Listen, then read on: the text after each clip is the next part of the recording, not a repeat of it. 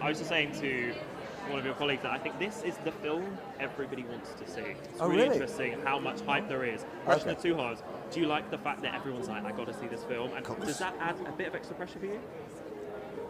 No, I'm just happy people want to see a film, and I mean, maybe there's a Harry Styles factor to it, probably, but it's also a great piece of drama, and it has a relevance to today as well, and I think hopefully it'll be a movie that people will talk about, and younger audiences as well. I think there'll be a lot for them to take away and be reminded that, you know, in the 1950s you weren't as free as you are now to be who you want to be. And so I think I've appreciated in these interviews and discussions we've had that there's actually a lot of rich complexity to the dynamic of the story, and hopefully an audience will come away with that and talk about it.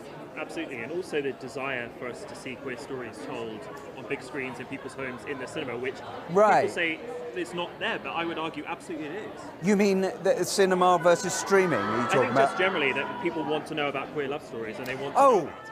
Absolutely, absolutely. I mean, this film, you know, you've got one character who's identified as queer, and you've got one who is, but can't actually call himself, it can't come out. So, you know, I think any stories that help encourage us to be who we really are and find that freedom, they are very relevant and very important stories. So. And also to a generation that will make them hopefully realise in a polite way that, as you referenced, it was very challenging during the 50s, and that actually we shouldn't take it for granted these days. I don't think we should take anything for granted. Of course we've got further to go, we always have. I mean, culture evolves, but you know, that's really what I love about the story, the fact that you've got the 1990s, and look how far we've come since then even, but we've got the 1990s and the 50s, and you put those two together and it gives you a sense of, oh, look at the progress, and it gives you a sense of hope.